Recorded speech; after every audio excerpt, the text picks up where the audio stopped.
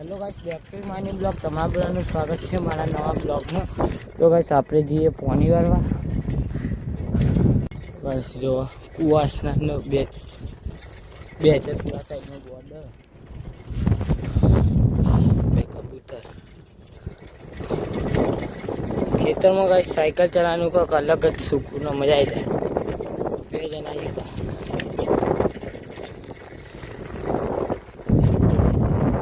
આવ્યું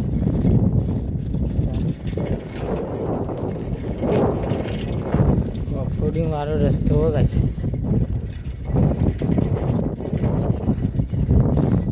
તો જો ગાઈસ આપણે ફાઇનલી ખેતરમાં પોકો આવી જઈએ. ગામડાની અંદર હતા સિવાય ખબર હોય કે ખેતરના બાજુ શેરી હોય. આ પંચાયતની પણ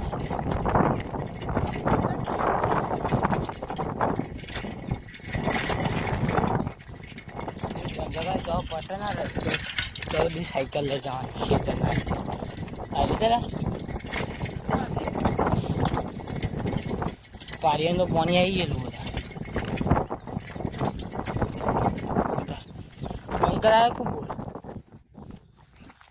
બોલ હોકી જઈએ બતાવો ખેત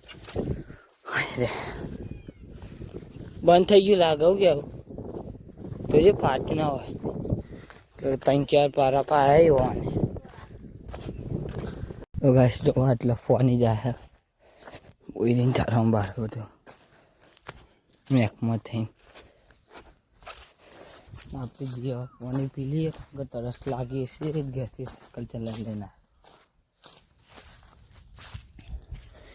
ये सब कुछ क्या है ब्रो? जो गाइस हमें पानी है मेन जगह नरमैया. જો ગાઈસ કંકોરીનો વેલો એ ખાઈ રહ્યો. શબ્દા વેલા આટલા તો તમે શેરના અંદર જવાનું તો તમને બહુ પછી કંકોરામાં ગોમના નંદાવાળા બધા સસ્તા પછી કારણ કે ખેતરમાં વેની શાક બનાવવાની તમારે તો ઈચ્છાથી ખરીદવા. ગામડા ના હોય કોમેન્ટ કરજો, શેર ના હોય તો કોમેન્ટ કરજો. હવે પાણી આપણે હોમસેરા જો આયા ને થઈને આવી ગયો. જબડામાં દિલ્હી કલર તો દિલ્હી કે રોડ ના રોડ તેના વરસાદ જ નહીં આવતો. હું બતાવું તમારે જો હવે સનસેટ વી મજબૂત લાગે ને. એક બાજુ પાણી ચાલુ ને એક બાજુ સનસેટ વી થાય.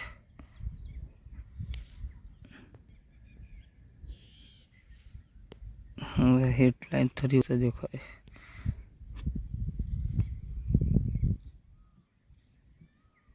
દૂજો ચલા મેં જહા.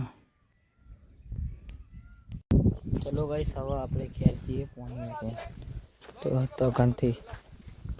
તો ગાઈસ 7 વાગે પાવર જાય ઘેર જવાનું નીકળ્યા પછી પાહા આવ્યા તો 7 વાગે જાય.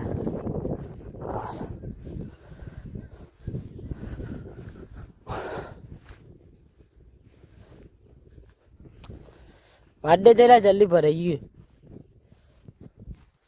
અંધારીને આવ્યું મસ્ત. અંધારી દર વખત આવે ગાઈસ પણ વરસાદ જ નહીં આવતો. શીખર ચા સૂકું